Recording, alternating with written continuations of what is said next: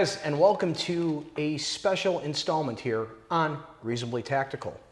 Breaking from the studio, we decided to also break from the mold a little bit and answer some of your questions on the latest episode. So Marty, you brought some really cool gear here, and I know people had a lot of questions about it and why you did certain things. So one of the biggest questions that was brought up was about the red dot on the scope. And they asked if it blocked the turrets, and then they also inquired about how you used holds with it. Okay, so for the first part, the red dot is set far enough back so you can still access the top turret as well as the side. I don't prefer to dial, but change of environments or using different ammo, got to reconfirm that 0, so minor adjustments are made. For the second part, I use holds. The reason being is when dialing, there's springs inside there. They can and will stick. When I went through sniper school, had a brand new XM 2010 out of the box, brand new scope, and while zeroing out during the course, my sprung stuck. Had to send the scope back. Fortunately, got a new one, but was a lesson learned very early on. You know, once it's zeroed, leave it zeroed, and make your little adjustments, but use holds. Holds also a lot faster because you just have your quarterback arm sleeve. You get your range, check your holds, and boom, you're firing. Versus dialing, having to dial back, especially if you're engaging multiple targets at multiple distances. So holds are just generally faster, and it'll keep that 0.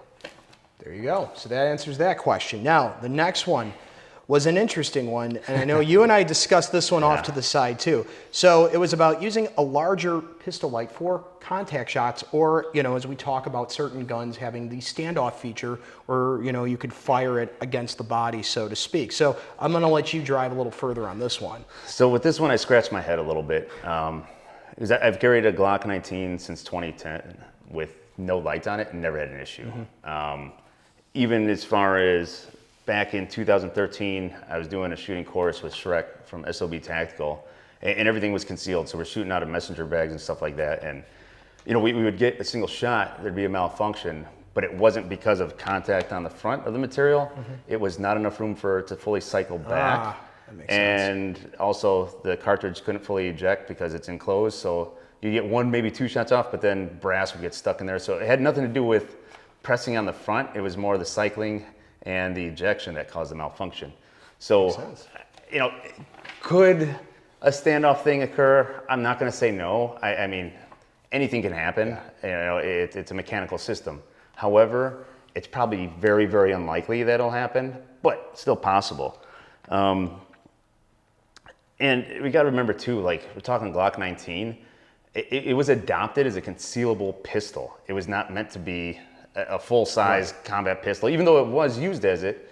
And secondly, it's your secondary, it's your backup gun. So when you're getting out of your squad, because you use the word battery and contact, so I assume, you know, law enforcement related, where it's when you're getting out of your squad. Well, I hope it's law enforcement. Yeah, exactly. But grab your rifle. You know, you should have your rifle first. And if you're at the point where you're that close fighting with your pistol, that means your rifle's already down. Now you're in a bad way. You're in contact, and you know, it's one of these things. Yes, it could happen, but it's also a situational awareness thing.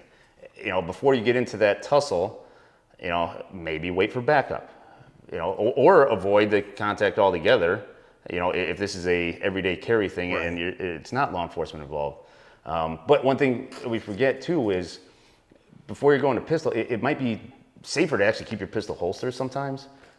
It was actually a podcast I saw with Pat McNamara a couple months ago where he talked about law enforcement are generally bad at fighting, and that's why they immediately go to the ground and kind of wrestle around, and then you see these things where they're trying to go for their pistol, and sometimes it's better to just retain it, keep it on you, because once it comes out, it can get in anybody's hands. So, you know, a couple of parts of that answer, but long story short, is it possible? I guess. Would I be worried about something like that? No.